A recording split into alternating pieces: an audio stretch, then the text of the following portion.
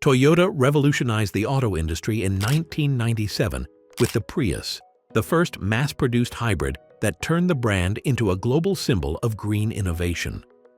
Yet more than 2 decades later, Toyota still hasn't made the leap to become a fully electric vehicle manufacturer. The question is, why? The world is accelerating toward an electric future.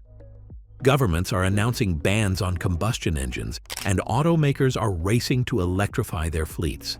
Tesla, Hyundai, Volkswagen, and Ford all have committed to going fully electric. Yet Toyota, once a pioneer of sustainable mobility, appears to be stuck in neutral. It offers just one fully electric vehicle in major markets and continues to pour resources into hybrids and hydrogen fuel cells. Some see this as a strategic delay, others call it stubbornness. But the truth lies deeper in economics, infrastructure, geopolitics, and philosophy. This isn't just a story about cars. It's about how one of the world's largest and most influential automakers is trying to reshape the road ahead on its own terms. Toyota's hesitation toward full electrification isn't new. Though it was the first to bring a hybrid to mass production, it never embraced battery electric vehicles, BEVs, with the same enthusiasm. While competitors were ramping up their EV lines, Toyota invested in Tesla back in 2010, only to sell its shares a few years later and back away. It released a micro-EV in 2012, only to cancel it soon after, citing limitations of electric technology. In fact, until 2020, Toyota didn't market a single mass-produced fully electric vehicle. It wasn't until 2022 that its first global EV, the bZ4X, hit the US market. It launched quietly, sold poorly, and suffered an embarrassing recall. So why the resistance? For Toyota, the issue isn't electric motors, it's everything that comes with them.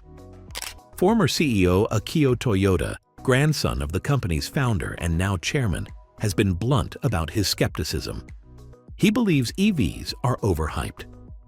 In press conferences, interviews, and lobbying efforts, Toyota has warned that a rapid shift to all-electric could lead to job losses, energy shortages, and supply chain bottlenecks.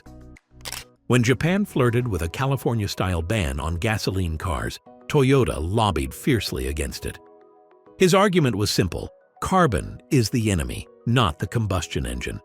Toyota's public statements and private lobbying reveal a consistent pattern. In 2019, it sided with the Trump administration against California's vehicle emission standards. In 2021, it testified before the US Senate, warning about the risks of an EV transition. In Japan and Australia, it successfully pushed governments to treat hybrids as eco-friendly alternatives on par with EVs. In the UK, Toyota even threatened to shut down manufacturing if forced to phase out hybrids. This isn't just corporate caution, it's active resistance, and it hasn't gone unnoticed. Environmental organizations like Greenpeace and Plug in America have ranked Toyota among the worst global auto brands for climate leadership. Protesters have defaced Toyota billboards, staged die-ins at showrooms, and called for boycotts. InfluenceMap, a think tank, listed Toyota as one of the 5 corporations most obstructive to global climate action, alongside ExxonMobil. Yet despite this, Toyota defends its approach. It insists that real sustainability requires more than just tailpipe emissions. A battery EV powered by electricity from coal still pollutes. A hybrid using gas more efficiently might pollute less over its lifetime, especially in countries where renewables are scarce. Toyota also points to the environmental toll of mining rare earth minerals like lithium and cobalt, both needed for EV batteries. Toyota's alternative? A multi-pronged strategy. Hybrids, plug-in hybrids, hydrogen fuel cells, even internal combustion engines that run on synthetic or renewable fuels.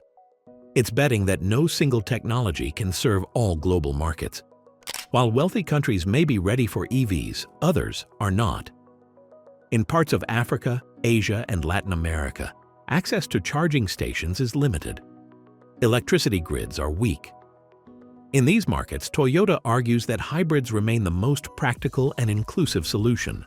The company's famous 1 to 6 to 90 rule illustrates this logic.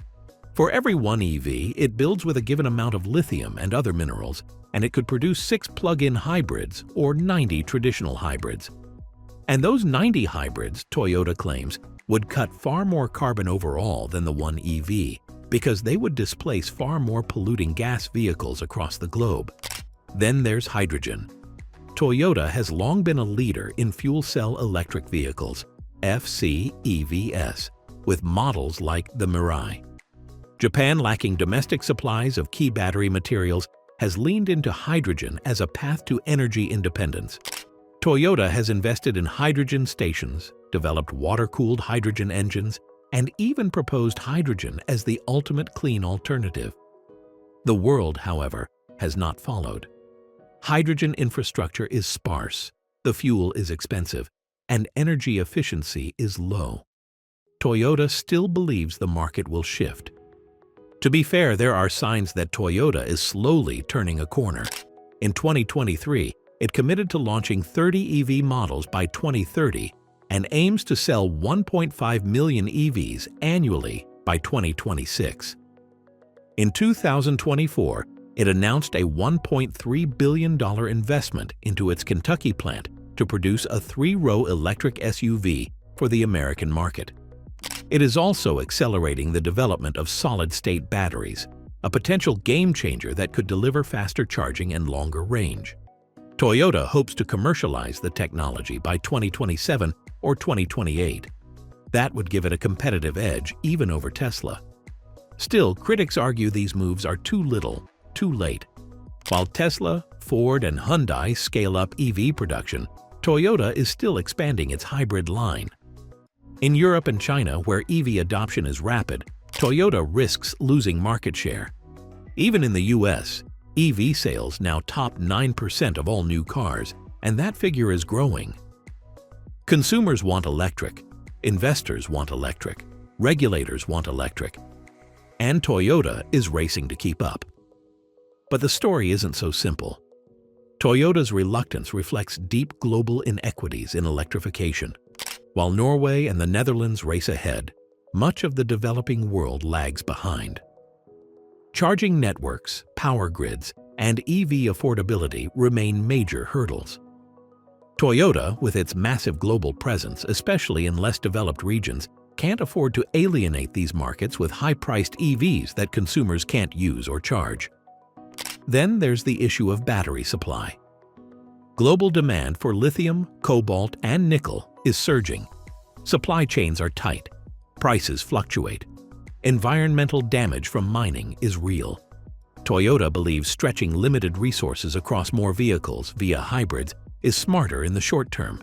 It may not win headlines, but it reaches more people. The company is also pragmatic. It knows that trends are shifting. That's why it's investing across the board in EVs, hybrids, hydrogen, and future fuels. Its new leadership under CEO Koji Sato has signaled more flexibility than his predecessor. And internally, Toyota is reorganizing to speed up EV development, cut costs, and emulate successful production strategies from Tesla and Chinese rivals. However, Toyota's strategy is not just about profit margins or engineering philosophy. It's also geopolitical. Japan, unlike China or the US, lacks the raw materials to dominate battery production. Relying on foreign suppliers, especially China, is politically fraught. Hydrogen, by contrast, can be produced domestically from various sources. For Toyota and the Japanese government, hydrogen represents not just clean energy, but energy independence. Ultimately, Toyota is playing the long game. It's not ignoring electrification, it's redefining what it means. Rather than betting everything on one technology, it's spreading risk across multiple bets. That may seem slow or even backwards to EV purists. However, for a company that operates in more than 170 countries and sells over 10 million vehicles a year, caution is not cowardice. It's a calculation. Still, the pressure is growing. Consumers are demanding EVs. Climate goals are tightening. Competitors are innovating fast, and Toyota's leadership in hybrids won't shield it from falling behind. The next 5 years will be critical. If its solid-state battery breakthroughs materialize, if hydrogen costs fall, and if its all-electric offerings expand successfully, Toyota might yet lead the clean car revolution it once helped start. And yet, perhaps the most interesting twist in Toyota's story is this. The company that once defined the future with the Prius may now be counting on the world to circle back to its vision, just in a different form. While rivals bet big on batteries, Toyota is quietly building the infrastructure, the partnerships, and the fallback plans for a world that may need more than one solution. Will history remember Toyota as cautious or visionary, conservative or adaptive? Maybe, just maybe, they're not behind the curve but waiting for it to bend their way. And when it does, they'll be ready to steer.